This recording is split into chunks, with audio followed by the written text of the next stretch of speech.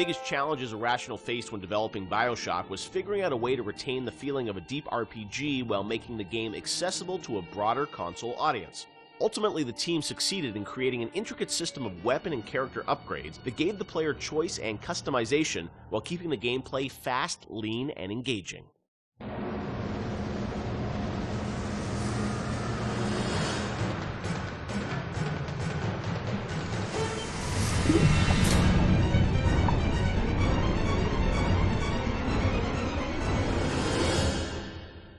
One of the hallmarks of BioShock, to me at least, was that it really blended RPG and sort of first-person action game together in a way that, is sort of standard today, but a decade ago was really pretty revolutionary.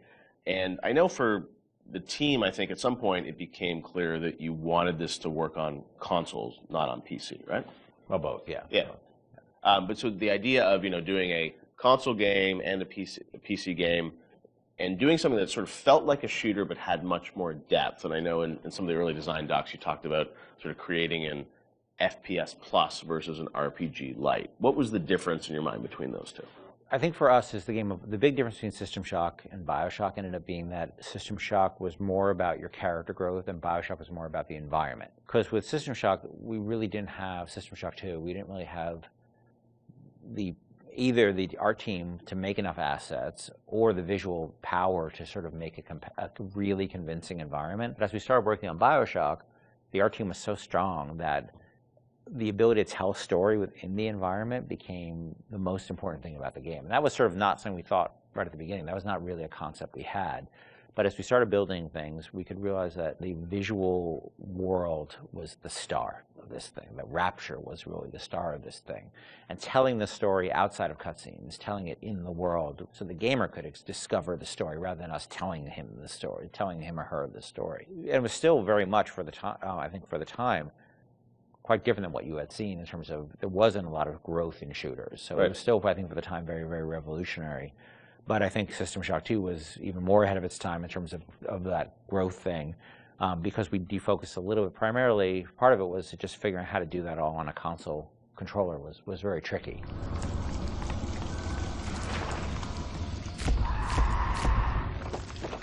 No, I remember even the early demos, people you see a plasma, you see like a upgraded weapon, people are like, oh, I've never seen that before in a shooter. And that was, when you were coming out of the sort of, the Quake, Doom, Half-Life, where it's like you have, 8 weapons on the keyboard, and you sort of knew what they were, and they weren't going to change. Yeah. Sean, was that something that, from a sort of creative standpoint, was it always clear that that was something you guys wanted to do, or it evolved over time because you wanted to have more depth in the game? I mean, it certainly evolved over time, and each upgrade path was slightly had its own unique challenges. Like certainly upgrading the weapons, you had to design a base weapon that didn't feel like crap. Still felt like something that you wanted to use, but then the ability to add the upgrades to that, and each of the upgrades can come in any order, so you have to be aware that this, parts A, B, and C could come in at any different time to upgrade the weapon. In a first-person shooter, that's your star. That's the thing that you're seeing all the time. When it comes to other things, plasmids, things that are, Tonics. Tonics, yes, sorry. It's been a while. Come on, Sean. I know, it's 10 years. Those things were more offloaded to machines that you would then have to interact with, so you're not carrying the inventory around with you. But each of these decisions on how we're going to upgrade the player, it wasn't like a mouse and keyboard. Okay, we can just use the mouse, and you have all these buttons at your disposal. You could arbitrarily point at a part of the screen really easily, which you could do in System Shock 2. Yeah, so we certainly learned trial by fire when we were trying to adapt these things to the console at the time. Yeah, and like having different ammo types and stuff like that. Like we went through numerous iterations of the interface to make it. Like we had the first times we sort of put the interface into play. It was very obtuse and very tricky to get your head around, and we just kept working on it and working on it and working on it because you want to feel like second nature. But we spent a lot of time on that.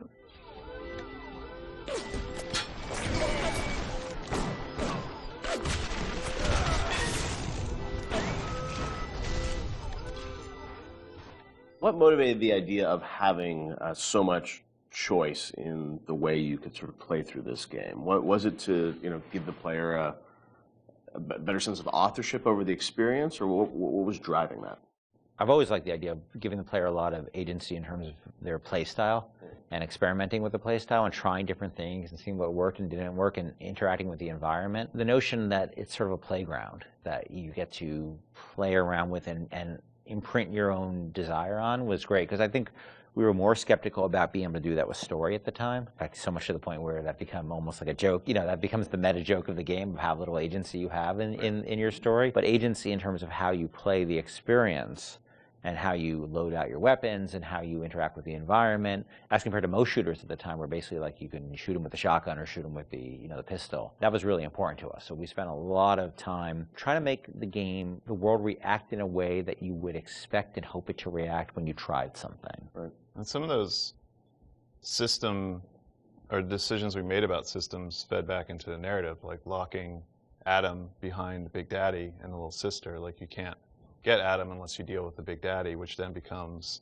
a roving boss fight, which then becomes another system that I don't know if we planned that from the start or was one of those happy, like, serendipity, like, oh, this decision that we made about putting Adam behind the Big Daddy totally works because now we have a different type of boss fight that you hadn't really seen in other games. Actually, it was the other way, because what happened was originally there was no concept of Adam, and Big Daddy just had money and other treasure on them, like every other splicer. Yeah. And they were so tough, nobody would ever fight them, because why on earth would you go after that guy? Right, go off a bunch of small splicers and get the same amount, yeah. So we had to come up with a currency that was exclusive to them, because we knew that was where the fun was, right? But we also knew people were terrified of them and we didn't want to fight them. Yeah. So video game development and system development is a lot like economics, right? In economics, you try to encourage certain behaviors through tax, usually through tax policy. Well, you want business growth, so you lower taxes on certain segments of the business economy, or you want to encourage, people to move into this area, so you make incentives to move in here. We had to make an incentive for players to fight the Big Daddy, and Adam became that incentive. And then once you had this Adam, then you had a new piece of narrative, which they could then incorporate back into the story. Yeah.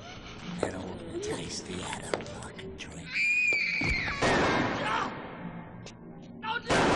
Stay away from her, or it is you who will be shot next. Easy now, Doctor. He's just looking for a wee bit of Adam. Just enough to get by. I'll not have him hurt my little ones. Talk a bit about the plasmids and the vending machines and that sort of whole approach to, I guess, what is kind of a tech tree, but, and coming from PC games, used to strategy games and whatnot, with very complicated ways of how you would upgrade things. I thought you guys did a really interesting approach to how you made it very accessible to a console audience. How did that evolve? Did you know the vending machines were going to be there from the get-go? Well, we had vending machines in System Shock 2, so we were sort of lifting that, and I always thought that was a fun notion because it's a affordance that people already understand. They see a vending machine, they know immediately, oh, that's where I buy stuff, right? Yeah. And you also then have to have a shopkeep. When we talked about wanting to make things, put limitations on ourselves so things felt fully believable. Yeah. If we had a shopkeeper sitting there, you can't shoot him. He sits there, he doesn't say anything. Right. And all of a sudden he feels fake. Where a vending machine, the Circus of Values machine, can feel 100% authentic.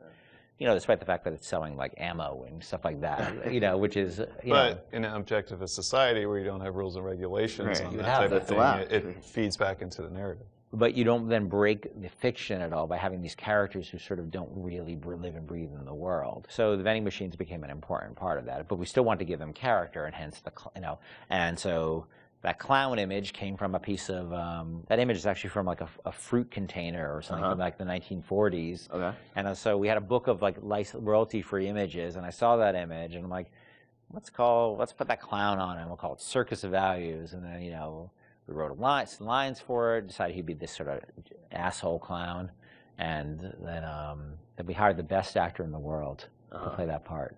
That was me.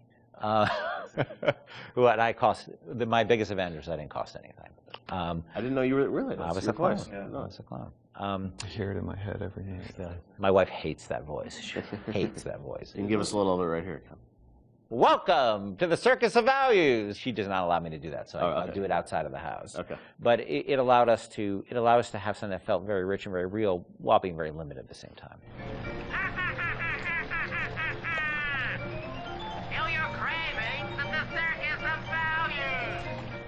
And also, the plasmids and sort of the motif of sort of the videos and how you explain sort of what a plasmid was. That was a really fun way, I thought, to sort of explain that. Sean, how did you guys evolve that? Because it was a very artistic approach. I think those came on pretty late too, because we were developing all these systems, and you make the assumptions because you're dealing with them every day that the player who gets this game is going to understand what these systems are. And we always joke that you can't ship a developer with a game, or you can't expect somebody to have a README file for all of these things. Nobody's understanding what these plasmids are or how to use them. How do we present these to the audience in such a way that they're going to understand what it is fictionally and what it is functionally? Because Rob Waters did a lot of the animations on those, and we sit down and we write out like a little 30-second commercial of what this thing is. And again, because going back to the narrative, this is what would happen in Rapture. People are trying to sell these things, so they would come out with commercials to explain why you need this. Using that as your framework, you can then come up with all of these little gags that people will remember that have a little personality to them. But I think ultimately in the end weren't that expensive to create, because they're cheap. I think one of the most important things about it is we didn't want them to be long, and we didn't have a lot of budget for the art, so we had like a couple of frames of animation in them essentially. And so we had to figure out, how do we message how this thing works in like that. And that's what marketing is, right? It's how do you message how something works. And marketing and tutorializing are very similar things, right? You're trying to get a message across in a very brief period of time in a very snappy fashion. And I think that one of the things that I always felt about games is that tutorials are sort of death.